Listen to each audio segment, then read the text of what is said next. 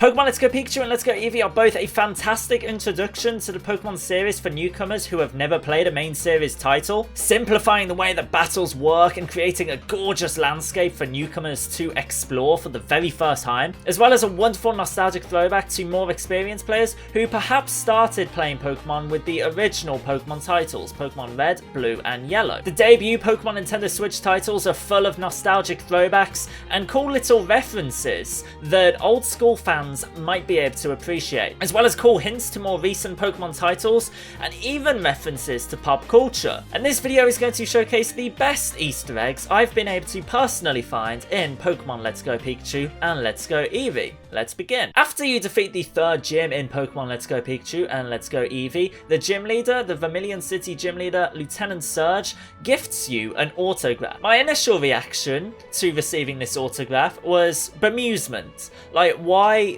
would I want your autograph, Mr. Lieutenant Surge? However, those of you who are eagle-eyed might have noticed that this is exactly the same autograph that is found in the Pokemon Sun, Moon, Ultra Sun and Ultra Moon protagonist's bedroom, as you can see with this side-by-side comparison. This has got many Pokemon fans in various kinds of forums speculating, is the main character from Pokemon Let's Go Pikachu and Let's Go Eevee the exact same character as the protagonist in Sun, Moon, Ultra Sun and Ultra Moon? It isn't a very far-fetched theory, as the protagonist from Sun, Moon, Ultra Sun and Ultra Moon are actually from the Kanto region. Your mother even looks identical in Ultra Sun and Ultra Moon compared to Let's Go Pikachu and Let's Go Eevee. If this is something that's deliberate by Game Freak, then this is absolutely incredible. On a related but separate note, Mina, a trial captain from the Alola Pokemon titles, is actually visiting the Kanto region in Vermilion City.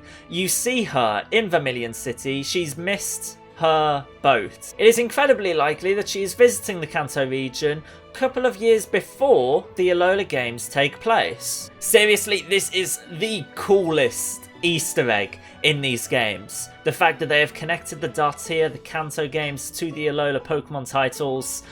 Game Freak, you're geniuses. Next up on this little list of Easter eggs is actually a reference to pop culture. If you battle one of the trainers within Rock Tunnel, this trainer in particular, Black Belt Eric, his flavor text, his speech he gives before the battle, is actually a reference to the 1980s song Hit Me With Your Best Shot of Guitar Hero fame by Pat Bonetta. Even better, once you defeat him, he goes, "Fired away." It's so cheesy, but truthfully, this is arguably my favourite Easter egg in this video. It's my favourite song off Guitar Hero 3. It's great. I love it. Who would have expected Black Belt Eric to have such fantastic taste in music?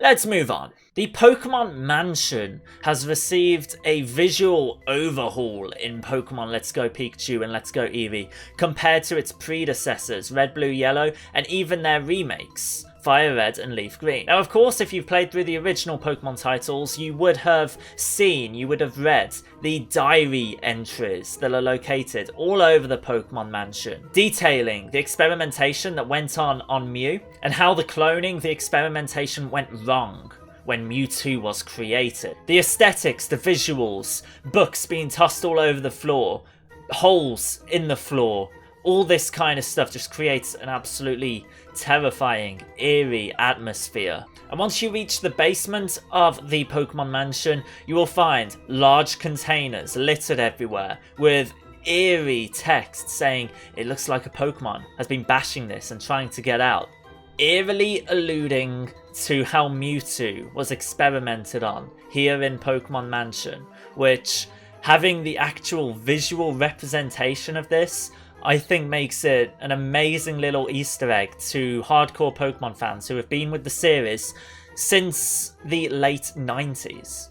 Of course, this is all what the first Pokemon movie was all about, and actually seeing it represented in-game for the very first time, the way it is, it's fantastic. Next up on our little Easter egg hunt is going to take us to Saffron City and the Sylph Company. Littered around the Sylph Company, an area that is much easier to explore and digest and appreciate once you have removed Team Rocket, gives subtle nods to various Pokemon games that newcomers to the series might not have picked up on, might not have played. Generation 2, Generation 4 and Generation 7. Littered around the building are posters that hint at Melee Island in Pokemon Sun, Moon, Ultra Sun and Ultra Moon, Mount Coronet, as was found in Pokemon Diamond, Pearl and Platinum in Generation 4, as well as the peak of Mount Coronet, Spear Pillar, where you fight Dialga or Palkia, as well as the Bell Tower from Ecruteak City in Pokemon Gold, Silver Crystal, Heart Gold and Soul Silver, the Generation 2 games. And personally my favourite piece of artwork, as I am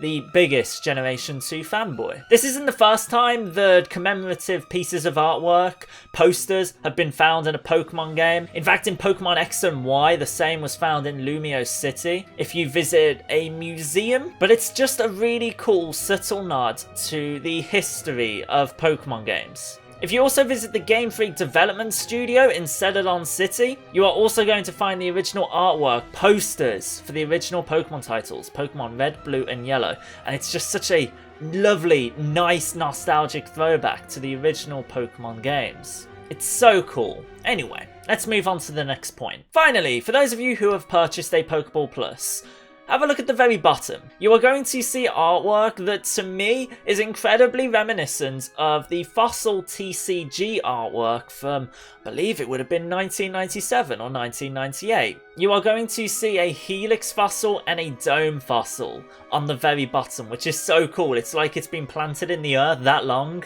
that it's fossilized on the bottom of the Pokeball Plus box. And I don't know, stuff like that I just really appreciate on packaging. A lot of packaging these days is just like super serious, super business. Seeing that on the box was like, yeah, really, really cool. Let me know what Easter eggs you have found in Pokemon Let's Go Pikachu and Let's Go Eevee. Easter eggs that I may have missed out on in this video. A like on this video would be amazing if you've enjoyed this. It's been really fun to search around Let's Go Pikachu, Let's Go Eevee to find nice subtle throwbacks to previous Pokemon games, as well as just cool little Easter eggs that you might have missed out on. Subscribe so you don't miss any more of my future Pokemon Let's Go Pikachu, Let's Go Eevee videos. I've been covering literally everything within the games. It's been a ton of fun. Thank you guys so much for the support. I'll see you guys in the next video. Peace out.